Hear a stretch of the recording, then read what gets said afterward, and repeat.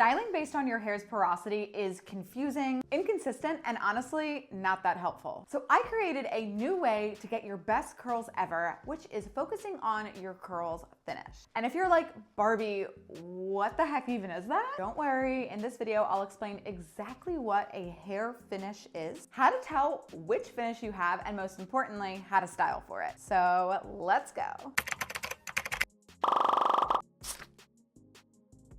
Hey guys, welcome back to my channel. I'm Barbie and I am a professional curl coach. In the past 5 years, I've transformed thousands and thousands and thousands of curly girls' heads of hair. I've been able to support so many people through one-to-one coaching, these types of videos, and through Curls Monthly, which is my curly hair subscription service. Each month, Curls Monthly subscribers get to try 5 brand new personalized products every single month and get curl coaching one-on-one to help you build your routine. Transforming curls is my passion, so if you're looking for guidance and you're just truly ready to take the next step, I'll put the link for Curls Monthly below. So what is a hair finish? Well, you probably don't know what it is because I made it up. It's a new way of classifying your curls. So like, for example, you might think of classifying your curls by your porosity, your density, your curl pattern. Hair finish is just a new category in classifying them, and I think it's a lot easier to do.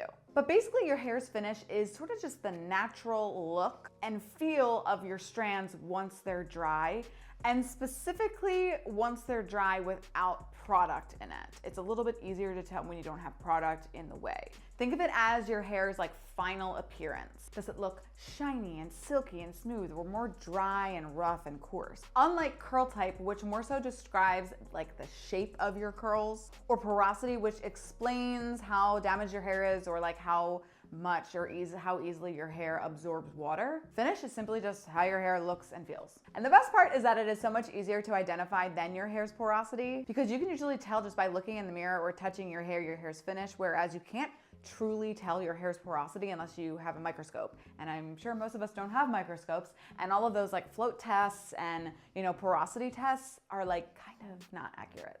So basically there are 3 main types of hair finish that you can have. There's rough finish, soft finish, and medium finish.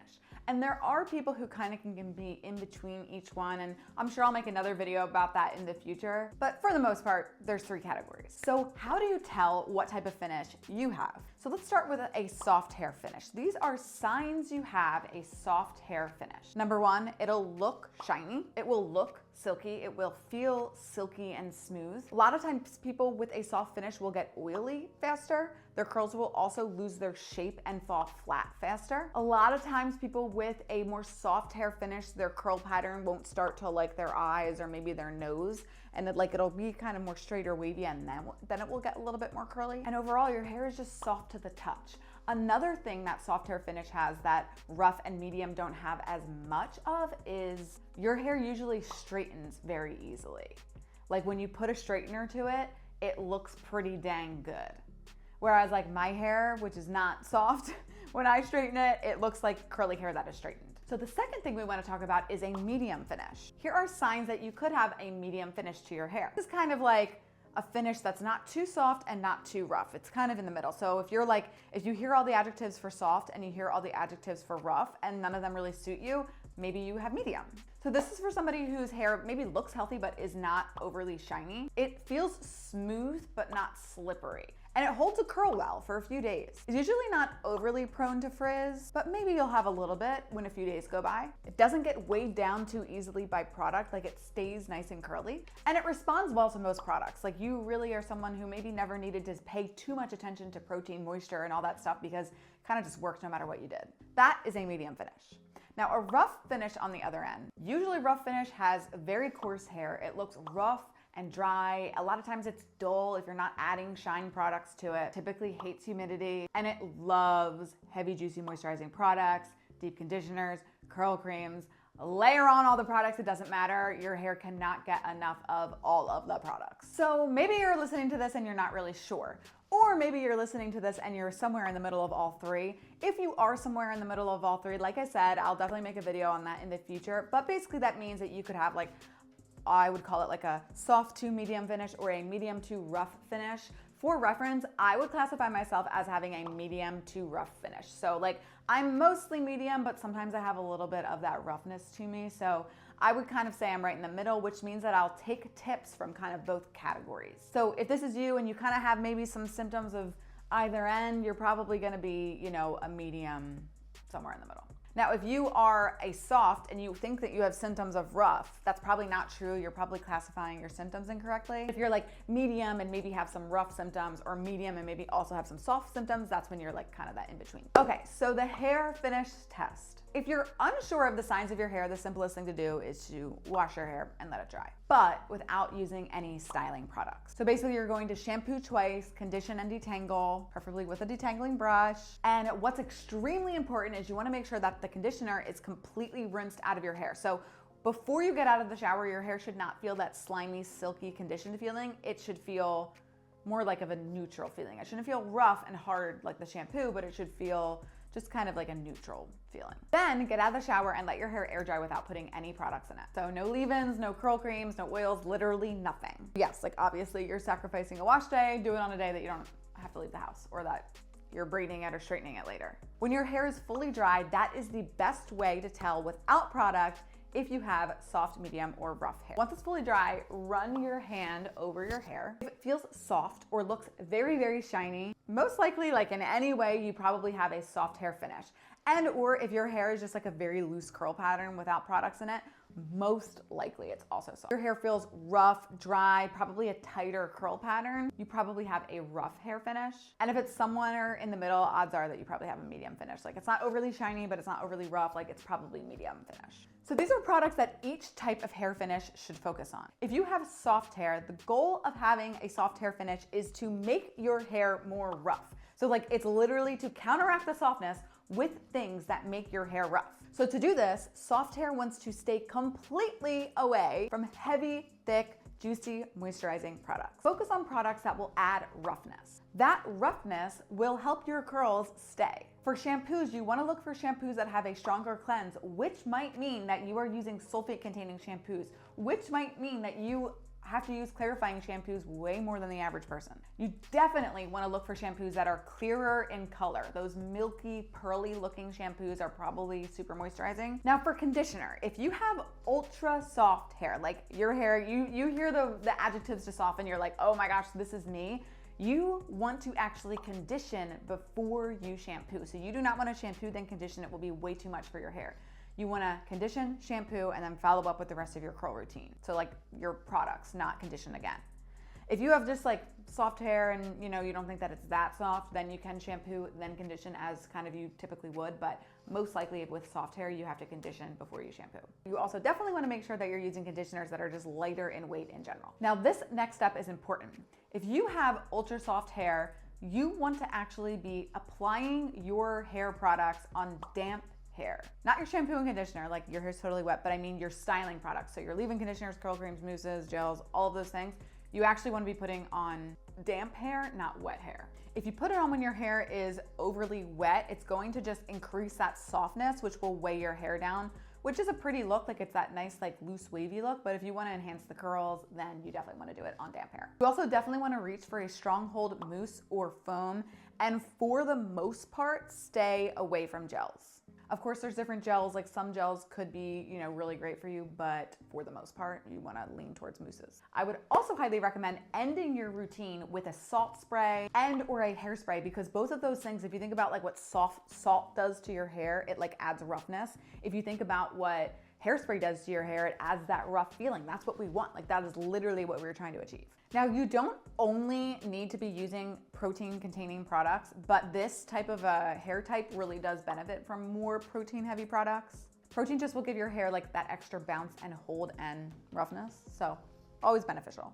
Diffusing is so crucial for this type of hair. I like to think of a diffuser as a freeze dry. So when you hold it in place, it will actually freeze your hair in a more curled and upright position, especially if you're cup diffusing, which I would also definitely recommend this type of curl pattern to cup diffuse. I also definitely recommend skipping an oil for this type of hair. It just adds too much shine, too much product. Like, you don't want that much oil in your hair. I actually also have an entire step-by-step routine for soft finish. I will link that below because you'll probably really like it if that's you. Now for medium hair, the goal is to basically accentuate the hair that you already have. Medium hair really, out of anyone, benefits from what I call intuitive curl care. They all benefit, but medium hair is kind of like that perfect, middle. You can use both protein and moisture products, no problem. Of course, if your hair looks more limp one day, reach for protein. If it looks more rough one day, reach for moisture. You definitely want to be swapping between a regular hydrating shampoo and then a clarifying shampoo. How wet your hair is when you apply your products is going to depend on the results that you want. The more damp you style on for medium hair, the more volume you'll have, and then the more wet, the more definition you'll have. In general, medium hair, if they want volume, would reach for more of like the leave-ins, like specifically that are spray-based, and mousses and foams. And then if you want more definition, then you would reach for like the curl creams or the creamy leave-in conditioners and gels. Diffusing is more optional for medium finish hair, but I like it. I think it makes your curls look better 10 out of 10 times. And medium finish hair is definitely like the easiest to customize. Now, rough finish hair. The goal for rough finish hair is to make it softer using products and techniques. Our goal is to make the roughness look soft, look smooth and shiny. You can achieve this by using juicy moisturizing products. Focus on more milky looking, hydrating shampoos, but still don't forget to clarify at least once a month. Think deep conditioners, moisturizing curl creams, and products that have that really nice slip. These types of products will reduce frizz, add moisture, add shine, so it gives you those like soft looking curls. You definitely want to make sure that you're applying your products to soaking wet hair. You want to have a spray bottle nearby so you're constantly re-wetting your hair as you are applying the products. This will drastically help lock in moisture and reduce frizz. You probably want to focus on more curl creams than leave-in conditioners. And you can mix and match between gels and mousses, like probably use a gel and a mousse type of a thing, or 2 gels or whatever, just depending on how much volume versus definition you want. Less protein containing products is usually more beneficial, but protein is not like a total no-no. In general, rough finish hair doesn't usually need as much protein, so you don't have to avoid it completely, but moisture should come first. I always recommend this type of hair finish at the end of the routine to use an oil on dry hair to help lock in the moisture. It'll just help your curls last that many more days. And I have an entire step-by-step routine video for rough hair that I'll link below. And today's featured product on this video is the Rahua Aloe Vera shampoo. This is a brand new shampoo and conditioner that we have inside of Curls Monthly, and it's brand new to Rahua, so it's brand new in their line. Rahua in general is such a cool brand. Their whole mission is to empower Indigenous communities, and they source all of their ingredients from Indigenous communities. This shampoo is so great, and it's actually formulated for all hair types. What's cool about it is that it's clarifying but also milky, so it's kind of that like in-between thing, which is really cool. So good for soft hair because it'll give a stronger cleanse, but good for soft hair when you need more moisture, like on a day that your hair is drier or maybe in like the winter. And definitely great for medium hair because it's literally the best of both worlds. It's a clarifying shampoo that's also moisturizing, and amazing for rough hair when you need to clarify your hair but you don't want to dry it out. So it's kind of like, depending on the use case, can be for all hair types. So again, like soft hair would use it on a more dry day.